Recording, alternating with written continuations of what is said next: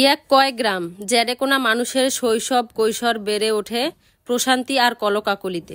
দর্শক, আজকে আমরা চলে এসেছি রংপুর সদর উপজেলার ৪ নং সদ্যপুষ্করিণী ইউনিয়নের বড়ভিটা নামক গ্রামে। শুধু এই গ্রামটার নামই যে বড়ভিটা তা নয়, আপনারা দেখতে পাচ্ছেন যে এই বটগাছটাও আসলে কত বড় এবং কতখানি জায়গা জুড়ে যে এই বটগাছটা দাঁড়িয়ে আছে তা আমার সঠিক পরিমাপ জানা নেই। আর এই গাছটাই যে শুধু বড় তা নয়, আপনারা একটু দূরে দেখতে পাচ্ছেন আর একটা দানব আকৃতির বটগাছ। যাচ্ছি সেই বটগাছটার কাছে, দেখতেই পাচ্ছেন এই বটগাছটা আসলে কত বড় সঠিকভাবে হয়তো পরিমাপ করা কারোর পক্ষেই সম্ভব না।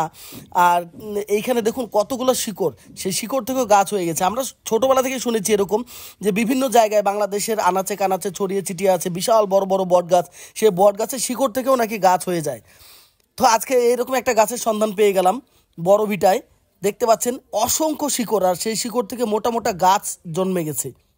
আর এইটা কিন্তু একদিন দুই দিনও হয় নাই, কালের বিবর্তনে আসলে এই শিকড় থেকে গাছগুলো এত মোটা হয়েছে।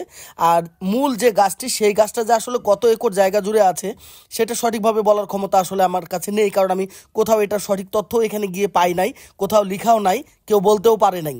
আর এই পুরো জায়গাটা জুড়ে কিন্তু ঈদগাহ ময়দান বা ঈদগাহ মাঠ।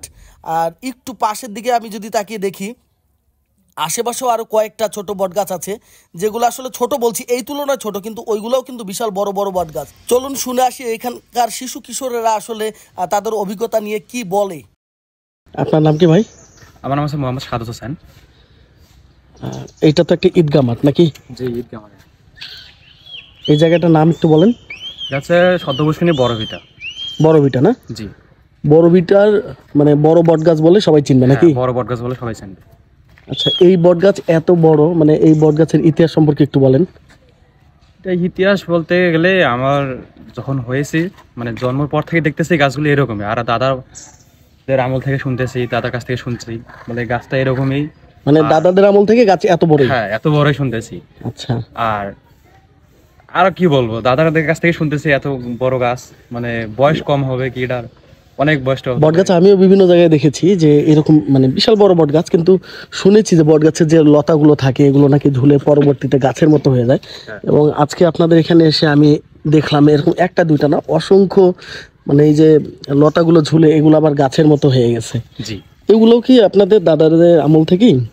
না, এটা ধীরে ধীরে মানে এক পর্যায়ে নামতেছে, আবার মানে কাটা হয় কি এগুলা? না, এটা কাটা হয় না। আচ্ছা আচ্ছা, সরকারি গাছ তো কেউ কাটবে না। অনেক ধন্যবাদ আপনাকে। জি, ধন্যবাদ, থ্যাংক ইউ।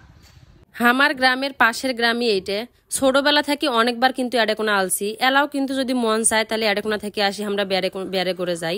তা তোমরা যারা দূর দূরান্ত থাকি দেখোছেন, তোমরা যদি